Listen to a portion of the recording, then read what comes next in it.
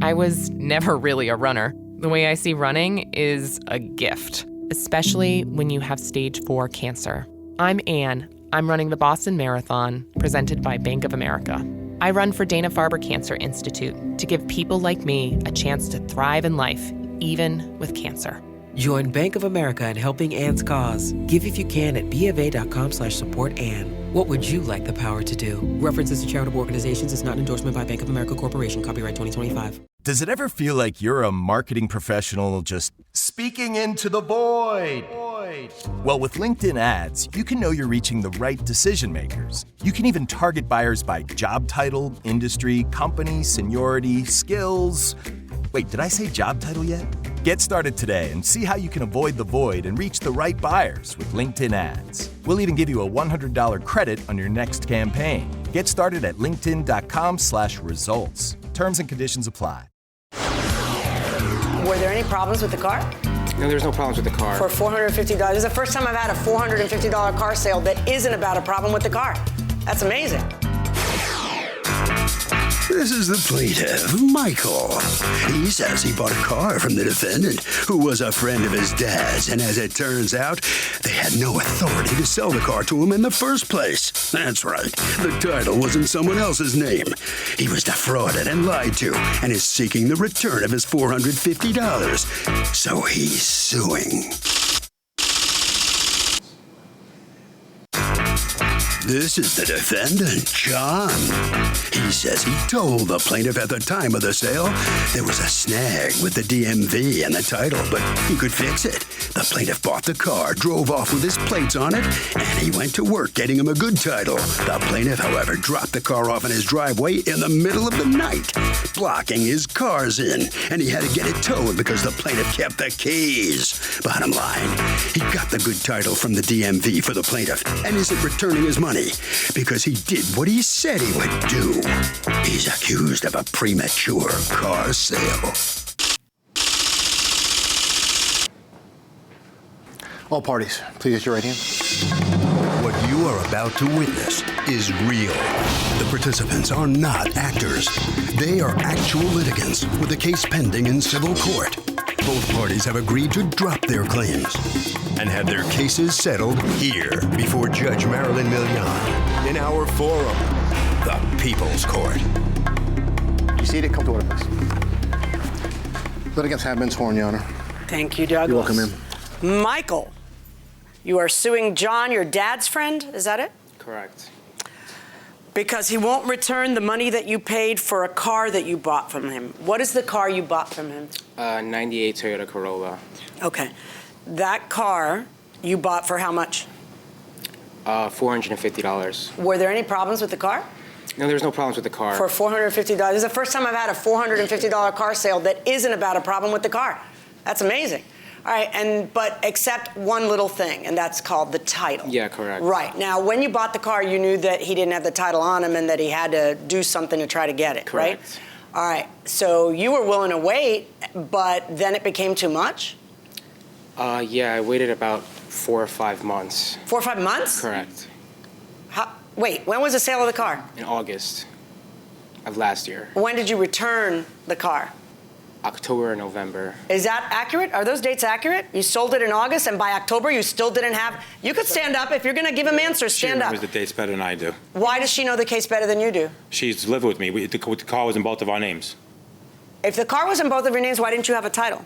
We just moved to that house that we were living in where Michael came to visit us, and we just misplaced the title to my van also and her Okay, so why didn't you just go down to the tag agency and get a duplicate title? Well, we tried to do it online first, Your Honor. Well, because you're lazy, but you have a problem. You sold the car, so you're supposed to get out of your chair and go and stand in line and get the title. I mean, it's hustle.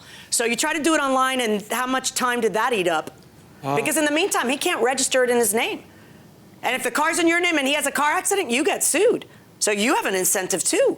Correct. Now, according to you, the car's not even in their name, right? Correct. According to you, whose name was the car under? Her ex-husband or boyfriend, I'm not sure. Does that have any ring of truth? Something? Yeah. Okay, first. No. What you can say is answer what he just said. Yeah, it's not in my ex's name. It's actually in both of our names, and we were waiting for the title to come back. Okay. Yeah. So when do you try online, and what happens? We kept on getting denied. Okay, So and denied why? They wouldn't give us a reason online. They just kept on saying denied. They wouldn't give us the title. We finally did go down to the DMV. When did you go to DMV? How many months? A month September. or two? September. We finally went down to DMV because we didn't understand why it kept on denying us. So you go to DMV? We go down to DMV, and we finally get the answer. They had the car completely confused. Like, our name wasn't even on the title, right? What was I'm sorry, that's what he said. Whose name was on the title? It was registered to like an Uber, complete, DMV. Whose name was it registered to? Well, it was registered under her name. She registered the car. No. Driving the car. Whose name? You just told me the title wasn't in your name. No. The title was in when we first handed the title in, whatever the Albany did to the title, we're not sure. But when we tried to get You the have title, no proof that it was ever in your name, though, right? We had a copy of the title with both of our names. Do you have any proof to show me today that you ever had the authority to sell that car? No, Your Honor, we do not. So now the title's not, so when you go, they tell you the title is in the name of whom? Some random guy? No. They said something about the title was something to do with Uber. Okay, or the Uber's a job. Let me explain to you. Uber doesn't have a car registered to them. So what I need you to tell me is what name was it registered? Did you ever get a title? Yes, we did. Okay, whose name is on the title right now? Both of ours. Would be both of our names. Okay, so you eventually solved the problem. Let me see the title with both of your names. We don't have the title with us, Your Honor. Well, how do I know you're not just bold-faced liars? Welcome back to the People's Court. Harvey Levin here. So how long do you have to wait before you can undo a deal if the seller of the car doesn't have title? I would say 10 days. 10 days. Okay, that sounds kind of reasonable. I'm gonna give them 48 hours. Boss level. I need it ASAP. Because I need a car. And you can't drive it without title. Exactly. Fair point. You say? I'll give them a week. Okay, you are way more reasonable than this dude behind you going inside the courtroom. You didn't bring the title that you went through all that trouble to get? You didn't bring it to the case where you're getting sued about never having had good title. Have I got that correct? Yes, Your Honor. Why not? Because there's only one reason that my mind can think of, which is you never got a title. Sure looks that way, right? Well, it does look that way. All right, so now weeks and weeks are passing and you can't register the car. Mm-hmm. Are you driving the car? No, it's just parked in my driveway. Just parked in your driveway, taking up space. Correct. And now you're starting to lose your patience. And so you're texting them, you're calling them, and what's happening? What kind of responses are you getting? Well, I called him, I texted him, and then I realized that no text messages were going through, no phone calls were going through. So I downloaded an app. You can change your phone number and you can make a phone call. So I was ringing. You know, when you're blocked, it goes straight to voicemail. Text messages were going through. But didn't you guys have a lot of communication before he blocked you? Correct. All right. I guess I was being annoying. Everything you're saying is not at the beginning, it's at the end. Well, it's in the middle. It's in the middle. Okay, so from the beginning to the middle, that area there, what kinds of things was he saying? That he was going to give me my money back. Okay, so at some point you decided, look, if you can't give me a good title, this isn't a sale, and I want my money back. Correct. All right, so when is that point? That's in what month?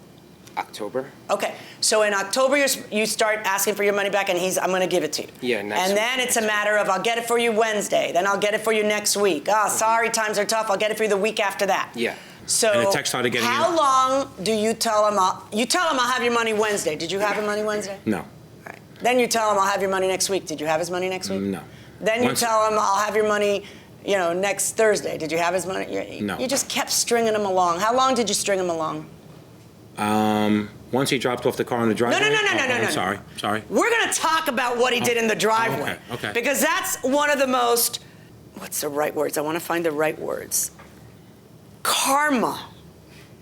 It was an homage to karma, what he did. But we're going to talk about that in a second. Sure. What I want to know is what led him to lose his mind, to put him in the position that he got put. So you tell me, how long were you telling him I'm going to give you your money back and didn't? Probably about 2 months. Right? Probably longer. Okay, and you're supposed to be a friend of his dad, and the irony is, according to you, your dad's not talking to you. I'm not talking to my dad.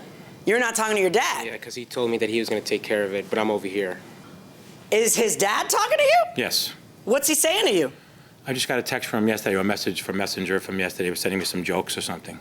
So I'm not. Okay, but has he told you pay my son back? We spoke a few times. Has he told you pay my son back? Actually, he said he was going to take care of it. Then he. Why would he take care of it? Because he just thought it would take care of this whole animosity thing going between. Why would he? How poor are you that you cannot pay this boy back his $450? I mean, you have a really nice shirt on. Okay? You really do. Thank you. I'm just trying to figure out how it is that you would ruin the friendship. Apparently not. I don't know, because why your father would send him jokes, because I know I wouldn't be sending you jokes if you did this to my kid. I just don't get it, because it's really clear that you did this to his kid. So I'm trying to figure out how it is that you sleep at night. How do you sleep at night? You want to chime in at any time, you're welcome to. How do you sleep at night? All right, so what happens? I take the car back to his place. I actually. Oh, but you don't just take the car back. I gave him a call before going there. I said, I'm coming to bring the car back, et cetera, et cetera, et cetera. So I get there, I ring the doorbell, all the lights shut off in the house. All the lights shut off. So I'm calling him, no answer. So I was like, you know what? I drove this car 40 miles from my place. Were you supposed to pick up money that day, or you were hoping to pick up money that day? I was hoping. Okay. You know what I mean? I was like, I don't want this car here no more. Did he ever answer you and say, yeah, we're right here? He answered at 6 o'clock in the morning. Asking the next day? Yeah, where's the keys to the car? Oh, because what happened? You took the car and you did what with it? I took the car and I blocked this old driveway. Oh. You parked it sideways, like perpendicular on the driveway, blocking in the cars. And all of a sudden, a you problem becomes a you problem. Right? Yes, Your Honor. Yeah, right.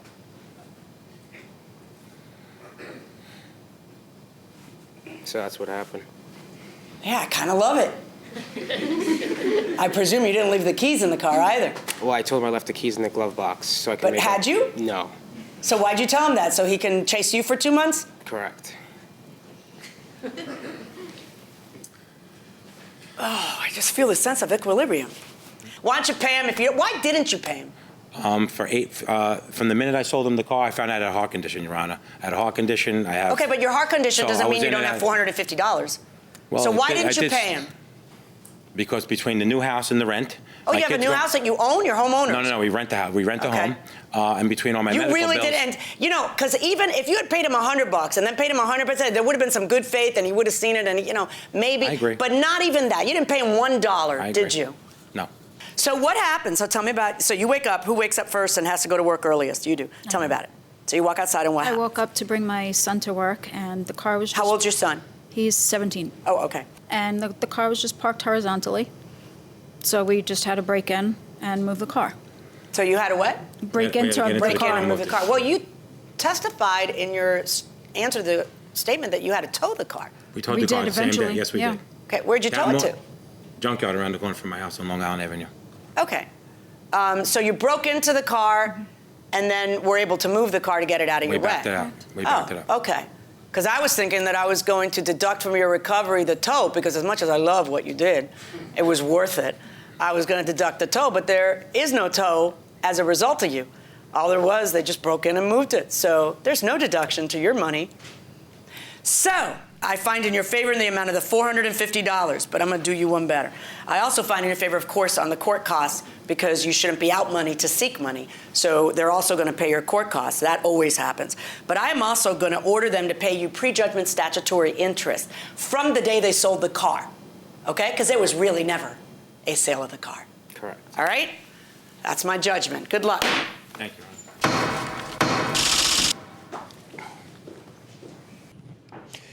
So the plaintiff is finally going to get his money, and John, the defendant, this did not look too well for you, did it? Either one of you? It didn't go too well, but it was definitely an experience, and I did definitely learn something today, that's for sure. Like what?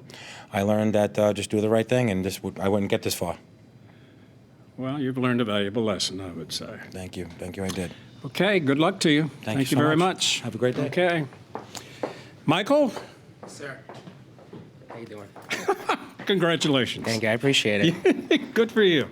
You get your money, you get some interest, you'll even get more than $450. That's perfect. What have you learned from this? Get a title before you make a sale. Exactly. That's what I've learned, and trust nobody. Right. Thank you very much. Alrighty. Okie dokes. Take care. Good enough. Harvey, what do you think? Here's the reality to this, Doug. The defendant really didn't have a right to sell this car, because you don't have a right to sell the car unless you have title, because title proves you own it. And if you don't have the title, you don't own the car, and you can't sell what you don't own. That'll do it for this case. Litigants for the next case on the way into the courtroom right now. This episode is brought to you by Walmart. New beauty is in bloom at Walmart, and it's all about springtime radiance. From Drybar, Tula Skincare, and hundreds more available online. Walmart has the premium brands you want and this season's on-trend products for flawless, glossy hair and hydrated skin. Big name beauty brands? Check. The things you love? Check. Find trending spring beauty and all you need to look and feel gorgeous at Walmart, on app and online. This episode is brought to you by Coffee Mate. After watching this season of the HBO's original series, The White Lotus, this is the tropical getaway I needed. One more pina colada, please. Hey, you're not on mute. Oh, I thought I was in paradise. Turns out it was my Coffee Mate. Coffee Mate pina colada and Thai iced coffee flavored creamers, inspired by the newest season of HBO's original series, The White Lotus. For the love of coffee, try now. These are the plaintiffs, Chris and Catherine Barger. Chris says he and his wife for the past 24 years own and operate a mom-and-pop custom blind business, and the defendants hire them to install plantation shutters in their new house. They received payment for some of the job. Now they're having a heck of a time collecting the balance. And while they hate to have to sue in court, they've been left with no other option and are seeking the $1,626.29 their own.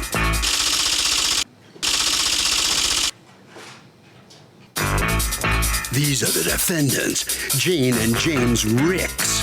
Jane says the plaintiffs got in over their head.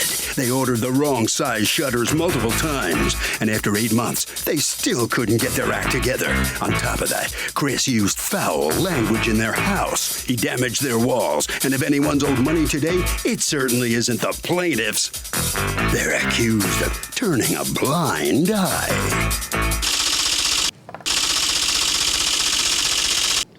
The defendants will file a countersuit for $818.51 for damages. All parties, please raise your right hands. Welcome back to the People's Court. Next case in the docket. The plaintiffs owned a mom-and-pop custom blinds business. They've owned it for a quarter century, and they put plantation blinds in the defendant's house. They say they got stiffed, but the defendants say the plaintiffs damaged the walls and swore to boot. It's the case of we shudder to think about it. Okay. Mr. and Mrs. Barger, you're representing your business blind gallery against the homeowners, Mr. and Mrs. Ricks, for a balance that you are owed on the job. Tell me what the job was. We do custom window treatments. How long have you been in this business? 24 years. Okay.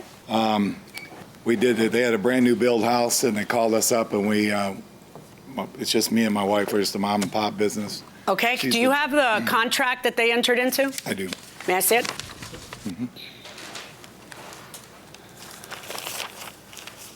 Is this a 4-bedroom house? Yes. Okay.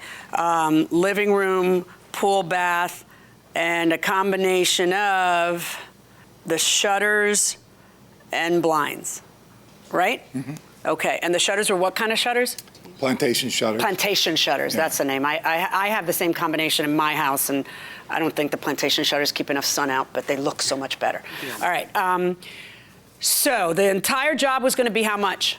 I think it's $5,000. $5,228.98. Mm-hmm. And what is in play here is the last and remaining $1,547. Mm-hmm. Now, when did you actually start the job? This contract is entered into in April. April, correct. Okay. I see a series of texts back and forth between the parties that look perfectly fine until the day they're not. So what went wrong? The initial installation was on April 25th. Okay. And when they got there, they were able to install the blinds and the roller shade, but all of the plantation shutters were incorrect. Do you have a picture of what we're talking about? I actually have. Would you like all the pictures? No, I won't. Okay. I'd like, because then I'll just be thrown off. What I want is exactly what I'm asking for. Okay. There you are. Thank you.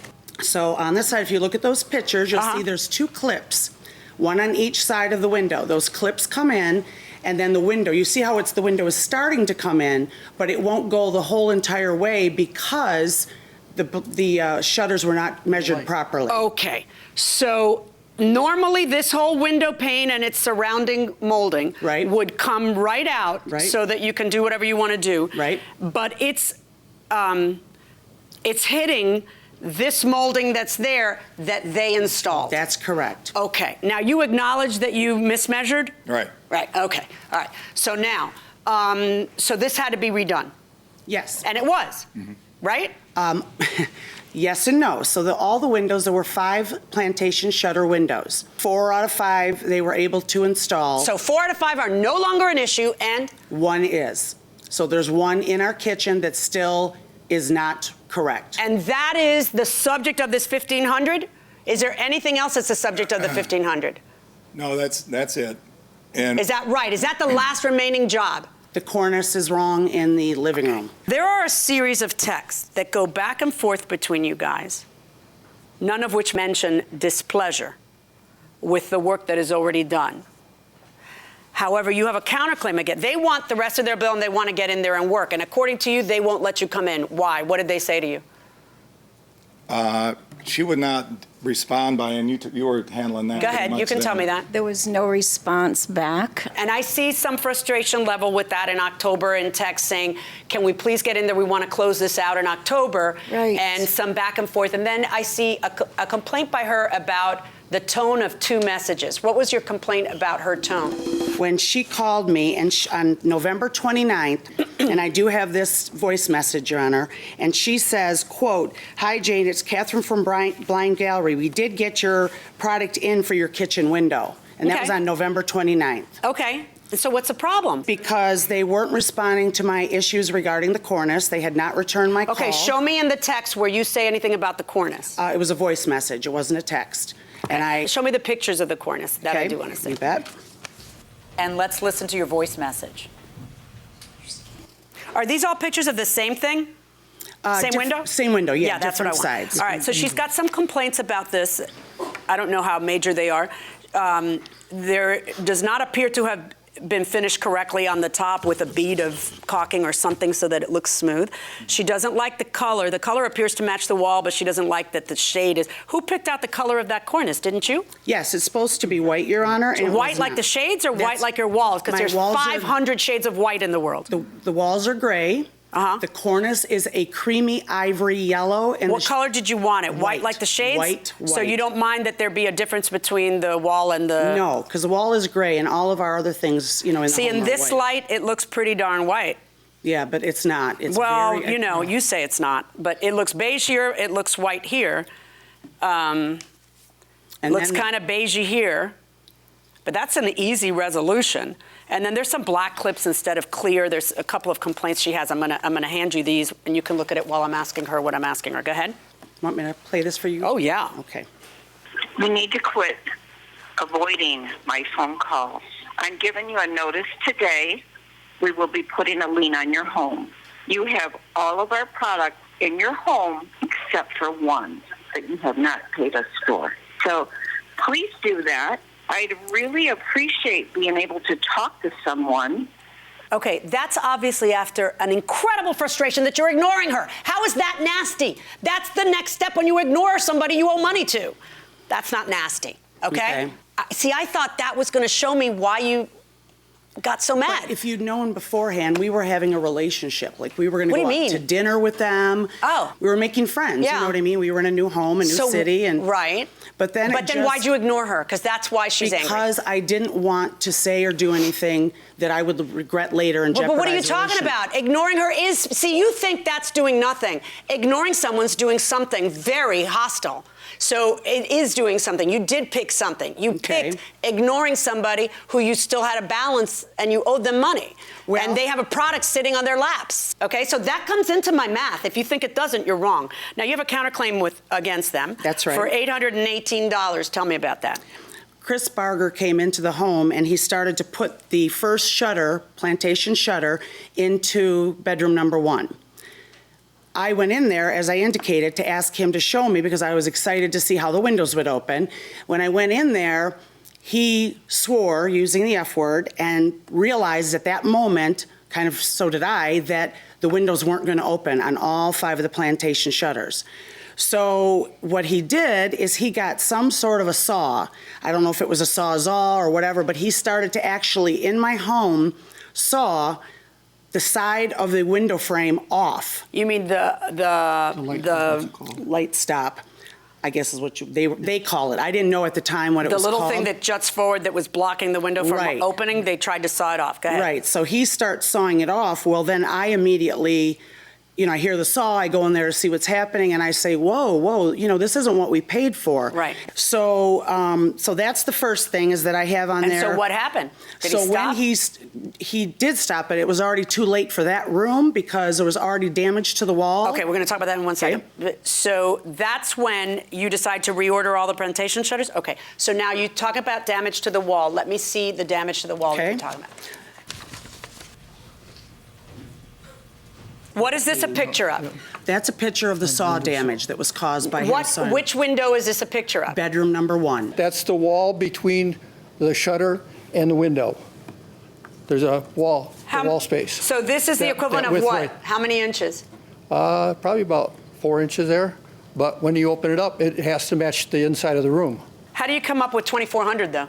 So if I take bedroom number 1 and remove and why would you require a complete bedroom paint for so that? The house is brand new, and the builder painted that room, and they can't match the paint. Why couldn't the builder match a paint? Because that's the only time that anybody remembers what color paint it was. No. Heaven forbid anybody actually write down what color paint it was, and you could go to Sherwin-Williams or Benjamin Moore and give them a chip, and they match it exactly. So why would that be the case? See, that makes me think you're a liar. So can you just repaint little spots on a damaged wall, or do you have to redo the whole room? I think you have to redo the whole room because it'll look really ugly if you just do little spots. Is that true, or can you not match paint that way? It's kind of tough, though. Like, I'm OCD about that. I'd want, like, the whole wall done. I can just tell. Yeah. What do you say? I agree. You don't want to half-ass it. But so you can't do it so it's undetectable?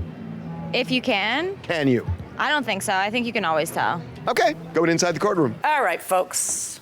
You ended up filing a lien because there was no contact, there was complete ignoring, and you had to do something. So the balance and the lien and the sheriff's cost is what compiles your lawsuit. All right. So I am going to rule in favor of the plaintiffs in the amount of the $1,626.29 plus your court costs, but I am going to deduct what I think is fair, not the manufactured amounts she is coming up with, but what I think is fair for several things that I do think would require some attention. And the problem with that, of course, is that requires somebody coming out. And nobody's going to come out for a couple of bucks. So if I take all of the damages that I'm looking, or the slight repairs that need to be done in order for the wall not to look like that, in order for the cornice not to be hanging down and showing a gap, you actually have a product that belongs to them. So I'm going to order you, as part of this, to just have a third party deliver the product to their house so that they have it. I am not going to make you install it because there has been a breach that started with them, and I don't want to put you people together, okay? But the actual product it belongs to them if I'm going to order them to completely pay you. So I am going to deduct from the original amount based on the little damages that I see, $300, and order you to pay $1,326.29 plus your court costs verdict for the plaintiff's net judgment. Thank you. So, in this lawsuit that probably could have been avoided had there been more communication between the parties, you end up getting $300 as the defendants instead of the $800 and some dollars you were seeking. Right. It's fine. We were at a point where we just needed to have somebody else step in the middle.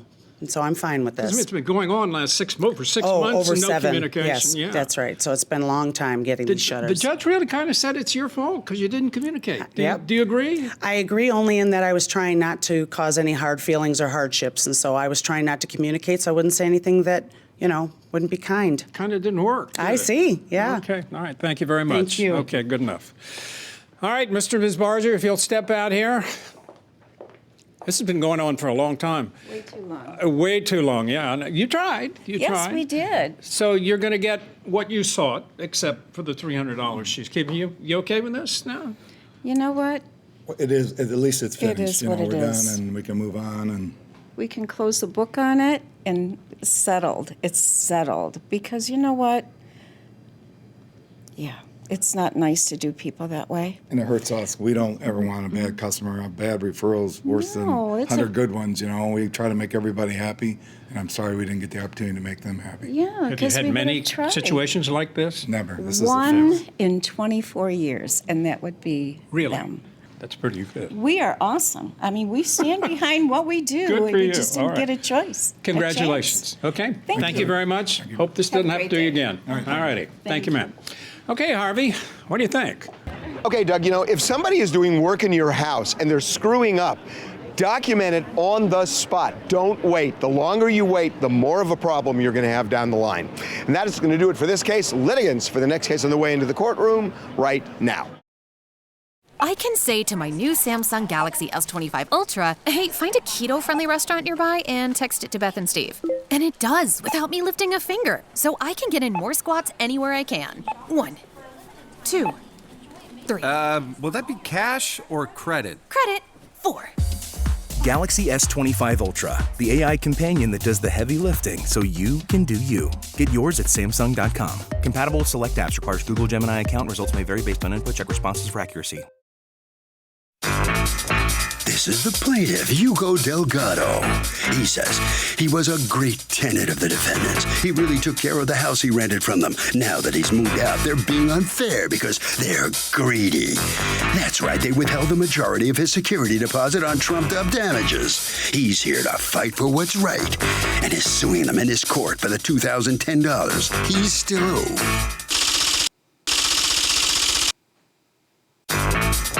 These are the defendants, Francis and Alexander. Francis says the plaintiff was disliked in the house he rented from them in a gated community because he worked on cars and had them jacked up in the driveway in various conditions of disrepair.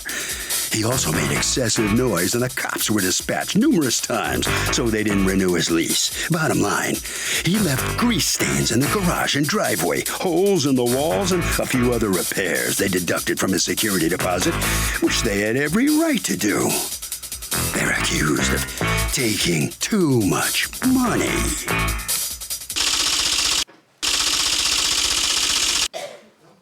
All parties, please use your right hand. Welcome back to the People's Court. Next case on the docket. The plaintiff says he was a model tenant and the defendant screwed him out of his security.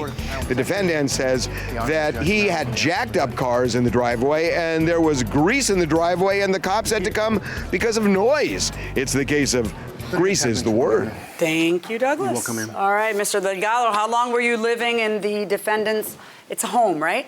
Yes. How long were you living there? 1 year. Just 1 year? Yep.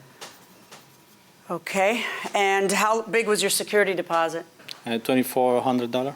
$2,400. Now, after you left, you ended up receiving $2,000. How much did you end up receiving back? $390. So you've come to court to sue for the remaining $2,010 because you believe that that was wrongfully withheld. That's correct. Are there any of the damages that they are about to point out to me that you do acknowledge you should have to pay for? Yeah, I only acknowledge when I made the final inspection that one of the walls have like some holes in the wall because my son just played with the darts. So I explained him also. Dart warrior, your son is not good at darts. Yeah, exactly. I know because I have a wall to prove how bad we are at darts too. Okay. Yeah. So I explained the realtor that if they give me the color of the, the code of the color, I can prepare and paint it. But he never gave me anything. Okay, so who did the walkthrough? A realtor? Yeah, the realtor. All right. Did either of you take pictures as you're walking through? No, I take picture before I move the house, but I never take picture. Why not?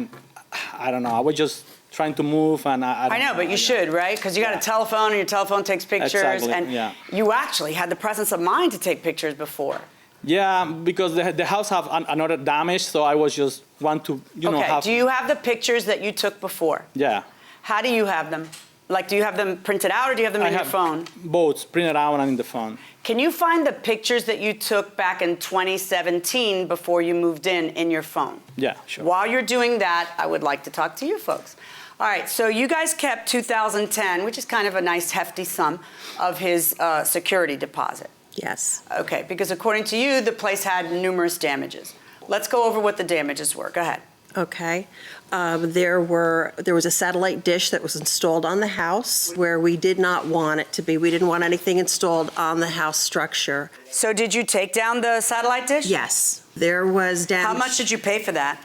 Do you have the proof of payment? I Yeah. see an invoice. I want to Yes. see proof you paid it. I don't have proof of the payment. Okay, because this is an invoice. It is not, Right. it's like this is what I'm going to charge you. So do you have pictures proving that the work was done? I do. It's in my phone. That's where it was installed. That's where they took it down. Okay, but that's not showing the work done. It's just showing the thing uninstalled. They didn't fill in the holes? No, 'cause they did on the cement. All they did was unscrew the thing and take it down? Well, they did. They took everything down, and they had to fill the holes on the concrete. They didn't fill the holes in on the metal soffit. Let me show you a picture of Do the you have satellite proof that installed. you had said that you didn't? Yeah, let me see that. But also, you had said that you don't have proof of having paid for any of the repairs? I don't have the proof that I didn't bring that with me. How could you not bring that with you? It's what the whole case is about. I might be able to. That's gonna sting. That's gonna sting. Yeah, so there's an attachment on the wall and there's an attachment on the soffit. And I can see that it was removed. I can definitely see that. Okay, now, another thing that you're keeping for is the spills on the driveway, because according to you were running some kind of illegal car repair joint out there. Well, there were a bunch of people complaining. I've seen the emails from a lot of the residents complaining. Yeah, but again, a lot of people also repair the cars in that. Yeah, but they're saying that you're repairing different cars, not your cars. All right, you've got some videos that you just brought into court today, right? And these videos, who's the man in the videos? It's neither of you. He's the repairman. The door is, this bottom panel really should be replaced. If you didn't want to replace it, we could paint the door white, fix all this, make it look better. All this darkened colors in here are like engine oil debris. You see on the driveway, this is all engine oil, engine oil, engine oil, engine oil all over your pavers. Look at that. Okay. See how dirty, how black the grout lines are? See how nice and clean the grout lines are there? And then we come up this way and see how they start turning black. But where people walk, they're dark? The guys don't care. The closets are kind of funky. How's that They really not need to normal be wear and repainted. tear? Has nothing to do with whether he's a Spend all your man. money, but we need to do something. It was pretty dirty. This is the gray master bedroom. Most of this is pretty good, but there's smudge, smudge, smudge, smudge, smudge. So the laundry room, I'm gonna see if you can see. That's a garage, actually. He calls it the laundry room. Right. Okay, I know you can see, because I can see it in my video, there's lines all over the place. And then if you see in here, come in a little closer, see where they were rolling the paint and they just stopped? It's like a gray color. Okay. Is this the sum total evidence that you have of the damages? Yes. Okay. So tell me about, there's some rather hefty damage to the garage door. What's the deal with that? I don't know how it happened, but it was damaged, and it wasn't there prior to his moving in. Are you positive of that? I just don't remember seeing it ever like that. And we you're were positive there, it wasn't and we there. It was watched- pristine. Are you as sure of that as you are of the rest of your testimony? I am. Are you? Okay. Watch this, sweet Pete. So if there are smudges on the wall when the tenant leaves, does that allow the landlord, oh, come on. No. Nope. He's gonna talk. Okay. I'm not gonna talk. Can the landlord deduct from the security for that? A little bit, not the whole thing. But can you deduct enough to cover the cost of repainting the whole room? Yeah, I think so. For a smudge? Sure. Why? I mean, a smudge? Has anybody here heard of 409? Doesn't that work? I'm serious. Yeah, you could clean it. I mean, that seems to me that's the go-to here, going inside the courtroom. These are the pictures that he took back in 2017. I saw them. And? And they're on the date that he moved in. Yeah. And? And anything could have happened. He had a moving truck there that day. I'm sorry. I've zoomed in on the garage door. Actually, it was before I moved.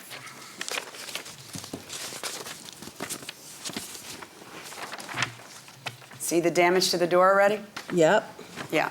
Yeah. According to the metadata, the info that's in the picture, it was taken in June of 2017 along with his other pictures. I saw that. Right. So if the damage is already there to the door, why on God's green acres would you have kept, how much did you keep from him for that? $500. Yeah, exactly. That's not your money. All right, now, you have pictures that you introduced into evidence today of, all of your pictures are in fact from 2017, correct? June 6th. And in fact, in your pictures from 2017, if we look at the driveway is not exactly pristine either, right? When you hand it to him, right? I mean, Exactly. but you made it worse. All right. For sure. I have picture how looks the tiles. It's just that way. Let me just explain something to everyone within the sound of my voice. If you think I'm going to let a landlord keep 1 penny because part of grout gets dark, you're out of your mind. Unless you have evidence that the tenant spilled something on it or something else, that is how grout works. Grout gets dark in the traffic areas. So if you want to clean it up, there's a million products on the market, but that is the classic example of normal wear and tear. Okay? Oil on the driveway, not normal wear and tear. Okay, folks. I find that based on the evidence that has been presented to me, there is a certain amount that the landlords are able to keep. I do not find that it is $2,010. I do not find that you've been able to prove that. When you bring me no proof, you are left with my estimation of what I believe is appropriate. Based on what I have looked at and what there is proof of and what there is not proof of, I find that you're able to keep at most $820 of the security deposit. That means that what you're supposed to return to the plaintiff would be $1,580. You have already returned $390, so I find an additional amount due to the plaintiff in the amount of $1,190. Verdict for the plaintiff. Good luck, folks.